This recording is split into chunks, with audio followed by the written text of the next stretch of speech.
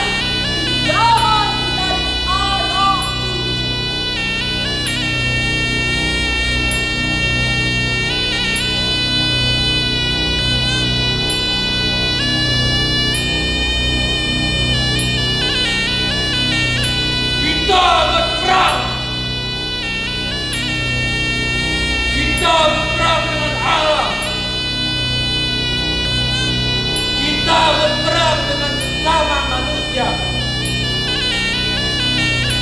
Kita berperang dengan mesin. Namun, musuh sejati adalah diri sendiri.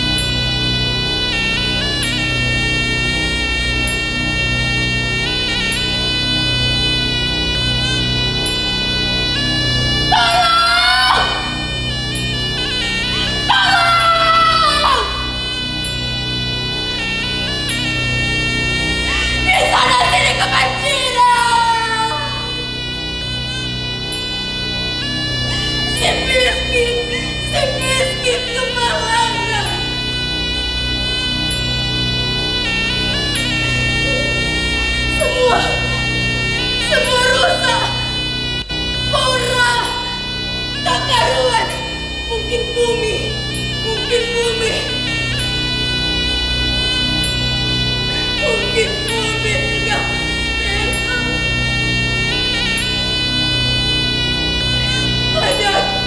merah.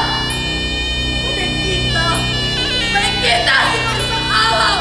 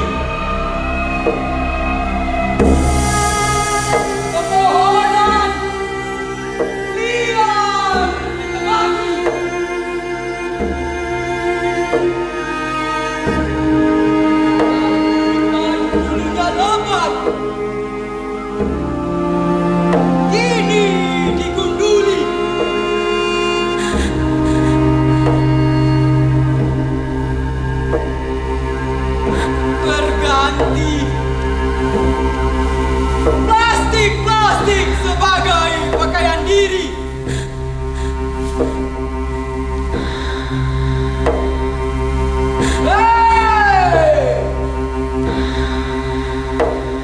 Plastik ini dianggap inovasi.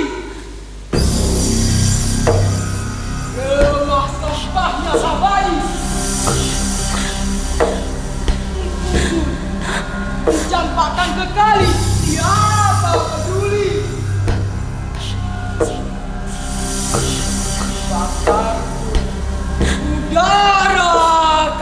diracuni.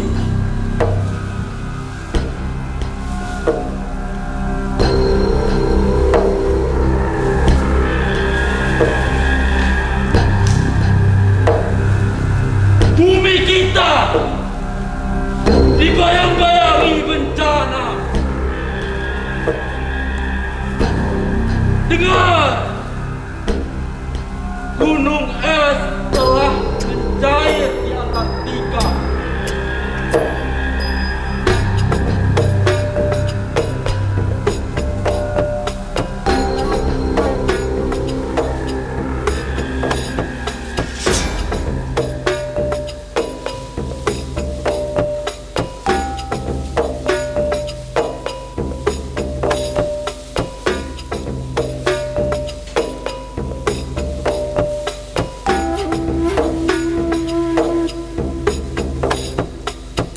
Suhu bumi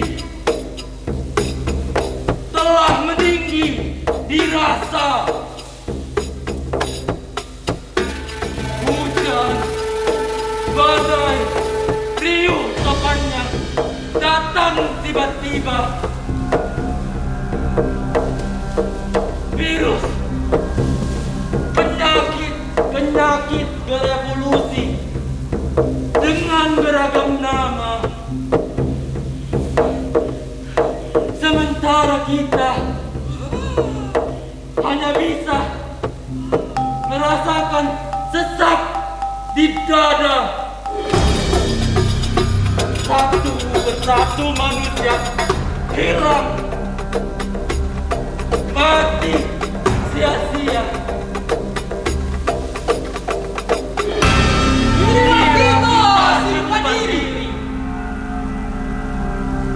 Pepohonan liar ditebangi. Hutan-hutan dulunya lompat. Berganti plastik sebagai pakaian diri. Ini bukan keluh kesah,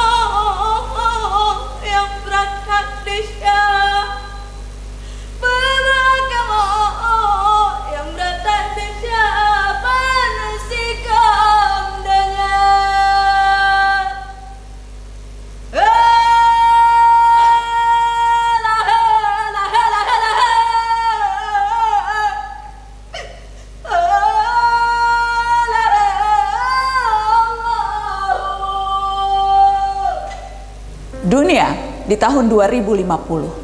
Bayangkan, udara saja tidak berpihak kepada kita.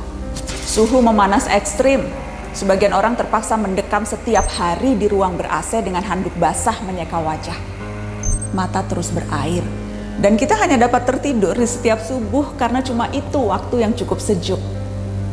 Di luar tembok rumah kita, peningkatan suhu menyebabkan kekeringan parah di banyak belahan dunia.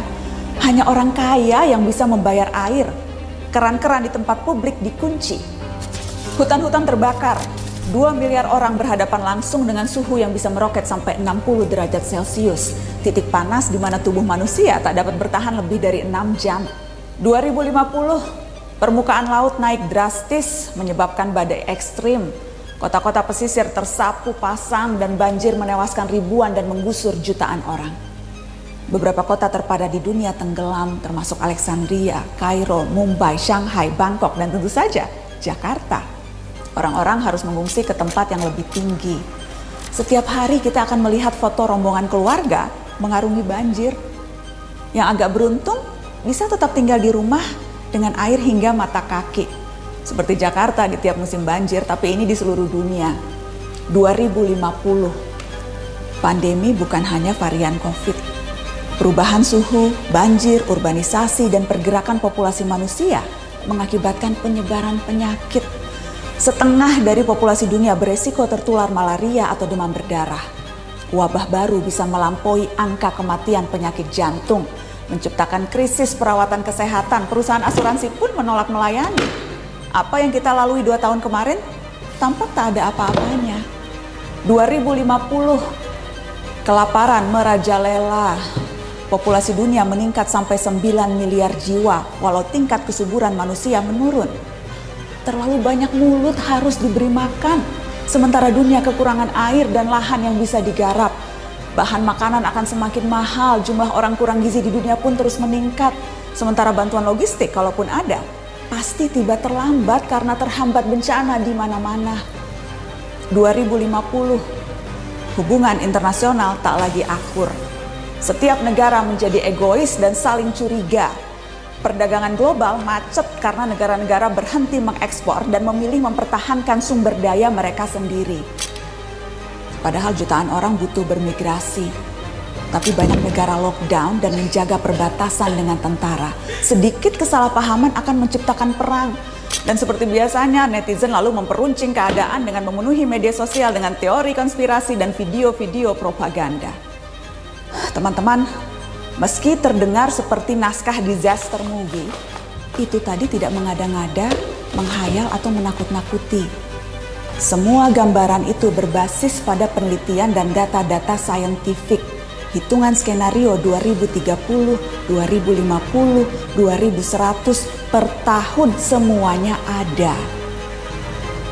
Isu ini bahkan telah mempertemukan para pemimpin dunia, tak terkecuali Indonesia.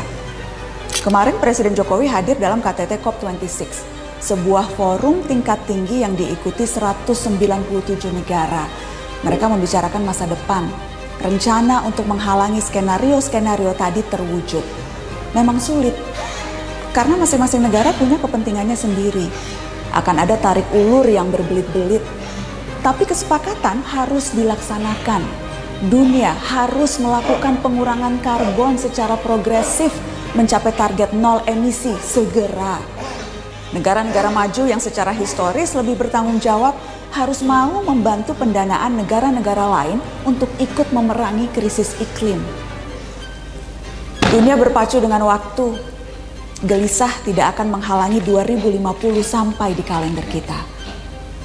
Kita harus serius mempelajari isu ini, termasuk mengawal kebijakan dan langkah-langkah pemerintah. Sorotan terhadap COP26 menegaskan Indonesia selama tinggal di planet yang sama tidak terbebas dari resiko maupun tanggung jawab. Ada yang bisa kita lakukan sebagai individu, tentu saja itu perlu. Namun rangkaian kebijakan negara yang berdampak signifikan, itu yang paling kita butuhkan segera. Kita tak bisa memilih planet, tapi masa depan bisa.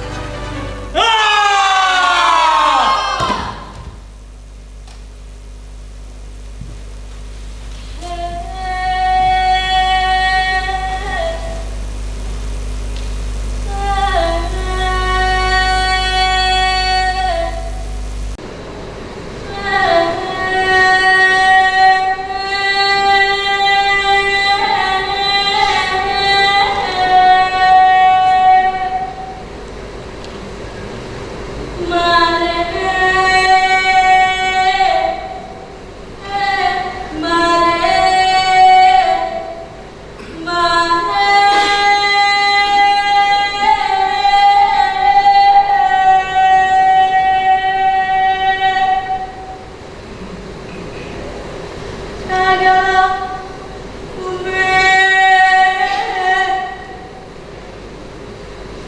Jagalah bumi.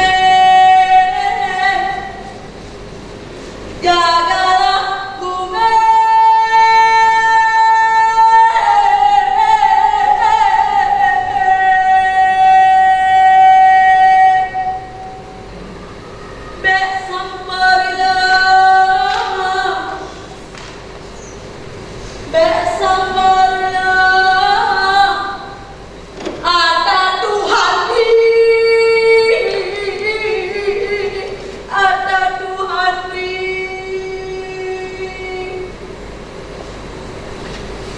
Bersiju bunga, bersiju bunga,